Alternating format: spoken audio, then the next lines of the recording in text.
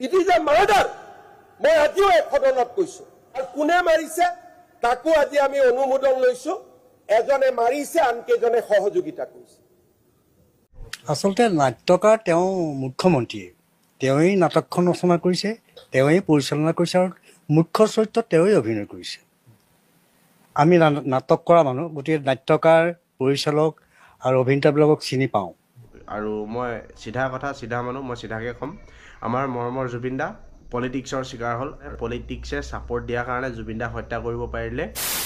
নমস্কাৰ বন্ধুসকল, আজি অন্য এটা ভিডিঅ'লৈ আপোনালোকক স্বাগতম জনালোঁ। আৰু বহুত দিন ধৰি মই এই ওপৰত মানে মাতিম ভিডিঅ' বনাম বুলি ভাবি আছিলোঁ, কিন্তু এনেকুৱা ধৰণৰ মোৰ ভিডিঅ' বনাবলৈ মন নাই। কাৰণ আৰু মই চিধা কথা চিধা মানুহ, মই চিধাকৈ ক'ম, আমাৰ মৰমৰ জুবিন দা পলিটিক্সৰ চিকাৰ হ'ল। আৰু পলিটিক্সৰ চিকাৰ হোৱাৰ কাৰণে, পলিটিক্সে ছাপৰ্ট দিয়াৰ কাৰণে জুবিন দাক হত্যা কৰিব পাৰিলে। আৰু পলিটিক্সৰ কাৰণে বহুত জুবিন দাই মাত মাতিছিল, অকলশৰে মাত মাতিছিল। অসমৰ দুখীয়া ৰাইজৰ লগত লগ হৈ জুবিন দাই প্ৰতিবাদ কৰিছিল, কথা কৈছিল, আৰু সেইকাৰণে মানে জুবিন দাক হত্যা কৰা হ'ল। আৰু জুবিন দাৰ যি হত্যা কৰা হ'ল এইটো কথা সেইদিনা অতুল পাচনিয়েও কৈছিল, কোন ইয়াৰ মুখ্য কিবা এনেকৈ মুখ্য নায়ক কোনোবা কিবা কিবি এনেকুৱা ধৰণৰ কথা কৈছিল। আৰু বিধানসভাত সেইদিনাখন মুখ্যমন্ত্ৰীয়েও কৈছে যে জুবিন দাক হত্যা কৰা হ'ল, এজনে হত্যা কৰিছিল আৰু বাকী 5-4জন মানে সহায় কৰিছিল। It is a murder. মই আজিও এই সদনত কৈছো, and will follow murder case. আৰু কোনে মাৰিছে তাকো আজি আমি অনুমোদন লৈছো। এজনে মাৰিছে, আনকেইজনে সহযোগিতা কৰিছে। আৰু জুবিন দাক হত্যা কৰিম বুলি প্লেনিং কৰি আছিল সিহঁত সকলোৱে। আৰু জুবিন দাক হত্যা কৰাটো ইমান সহজ কথা নহয়, আৰু সেই সকলো ব্যক্তিয়ে জানে যোনে যোনে হত্যা কৰিছিল। আৰু মই ক'ব বিচাৰোঁ ইয়াৰ ভিতৰত শ্যামকানু মহন্ত, শেখৰজ্যোতি, অমৃতপ্ৰভা আৰু জুবিন দাৰ লগত থকা সেই চিকিউৰিটি কেইজন আৰু মানে সিদ্ধাৰ্থ, এইকেইজনটো গোটেইকেইজনটো মূল দোষী হয়েই।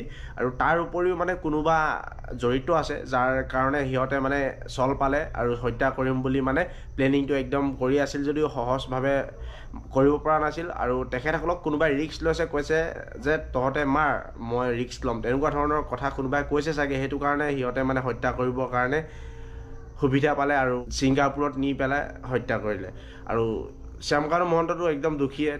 সি যে কৈছিল জুবিন দাই যেতিয়া ছিংগাপুৰ নাযাওঁ বুলি কওঁতে মই ছুইচাইড কৰি দিম যদি তই নাহ, তেনেকুৱা ধৰণৰ কথা কৈছিল। আৰু ছিংগাপুৰত এই যে যি ফেষ্টিভেল পাতে, কি ফেষ্টিভেল পাতে মোক ক'বলৈ বিচৰা নাই, সেই ফেষ্টিভেলটোত কোনে পইচা দিয়ে আৰু কোনে সহায় সহযোগিতা কৰে আৰু কোনে তাত গৈ পাতিবৰ কাৰণে পাৰ্মিশ্যন দিলে, সেইটো সকলোবোৰ তাত জড়িত থকা সকলোবোৰ হত্যাকাৰী হয় জুবিন দাৰ ক্ষেত্ৰত।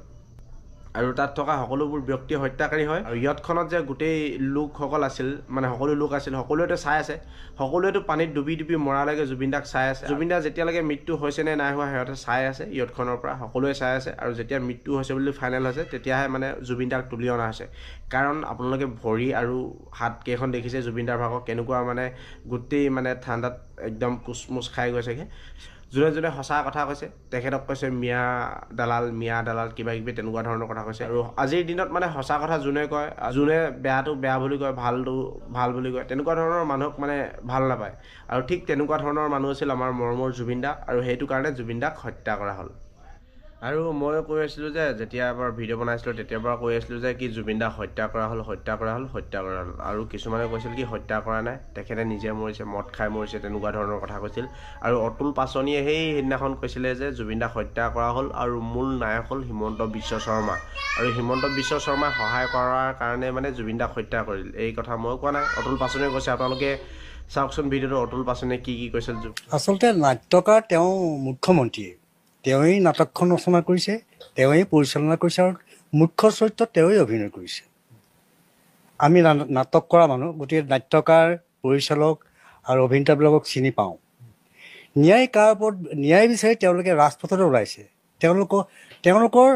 তেওঁলোক ফেইল হৈছে, তাৰমানে তেওঁলোকৰ তদন্তত গাফিলতি হৈছে, সেইকাৰণে তেওঁলোকে ৰাজপথলৈ ওলাইছে। তাৰমানে তেওঁলোকৰ ডিপাৰ্টমেণ্টটো কমপ্লিটলি একেবাৰে ফেইল। গতিকে সেই ফেইল হোৱা বিভাগটোৰ প্ৰতি তেওঁলোকে ন্যায় বিচাৰি ৰাজপথলৈ ওলাইছে। আল্টিমেটলি তেওঁলোক ফেইল। ন্যায় বিচৰা যি তদন্ত কমিটি, তেওঁলোক ফেইল নহয়, মুখ্যমন্ত্ৰী ফেইল।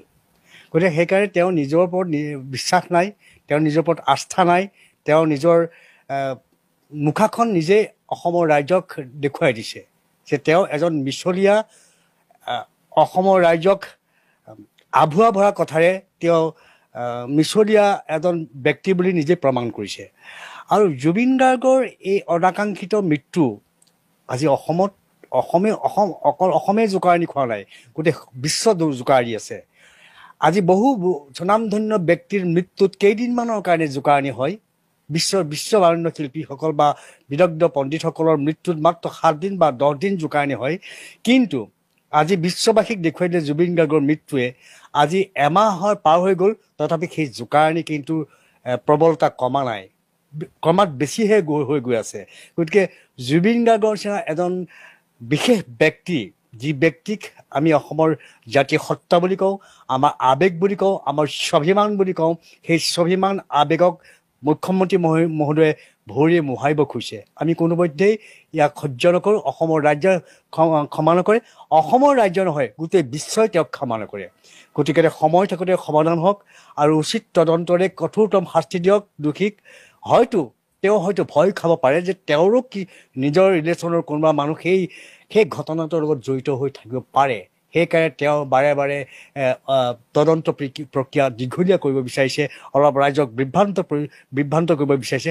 যিহেতু তেওঁৰ পৰিয়ালৰ হয়তো কোনোবা সদস্য এই ঘটনা বা এই নৰ্থ ইষ্ট ফেষ্টিভেলৰ লগত সাঙুৰ কাঢ়ি থাকিব পাৰে। সেইকাৰণে তেওঁ অলপ দীঘলীয়া হিচাপে প্ৰক্ৰিয়াটো লৈ যাব বিচাৰিছে। কিন্তু মানুহ ইমান বুৰ্বক নহয়, মানুহ ইমান মূৰ্খ নহয়।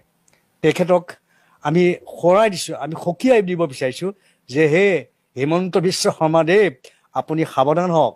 অসমৰ ৰাইজক মুখ্য বনাবলৈ আপুনি চেষ্টা নকৰিব। আপুনি অসমৰ ৰাইজক মুখ্য বনাবলৈ গৈ নিজে মুখ্যত পৰিণত হৈছে। আৰু অতুল পাচনিয়ে কৈছিল যে মূল নাট্যকাৰ, মূল নায়কজন মুখ্যমন্ত্ৰী হয়। আৰু মুখ্যমন্ত্ৰীয়ে বিধানসভাত কৈছে যে কি এজনে সহায় কৰিছে, বাকীকেইজনে হত্যা কৰিছে। আৰু অতুল পাচনিয়ে কোৱা কথাটোৰ লগত একদম মিল আছে কিন্তু দেই।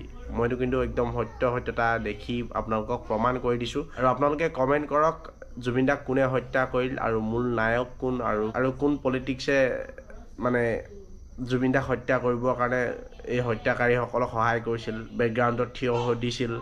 আপোনালোকে কমেণ্ট কৰক। আৰু জুবিন দাৰ ন্যায় নোপোৱালৈকে আমি কিন্তু হাৰে থাকিম। আৰু মনটো একদম অশান্তি লাগি আছে, শুব পৰা নাই, ভালকৈ খাব পৰা নাই। জুবিন দাৰ যেতিয়ালৈকে ন্যায় নাপায় তেতিয়ালৈকে শান্তিত নাথাকোঁ। আৰু আমি 10 তাৰিখলৈকে বাট চাম। আৰু তেতিয়া যদি সেই চাৰ্জশ্বিটখনত যদি ভাল ধৰণে যেনেকৈ হত্যা কৰা হৈছিল, তাত যি ঘটনা ঘটিছিল ছিংগাপুৰত, ভাল ধৰণে যদি তাত নিদিয়ে তেন্তে আমি সকলোৱে প্ৰতিবাদ কৰিম। ময়ো ওলাই যাম আৰু আপোনালোকেও ৰাজপথত ওলাই আহিব, সকলোৱে প্ৰতিবাদ কৰিম। আমাৰ জুবিন দাৰ ক্ষেত্ৰত ন্যায় লাগিব আৰু ন্যায় লাগিব।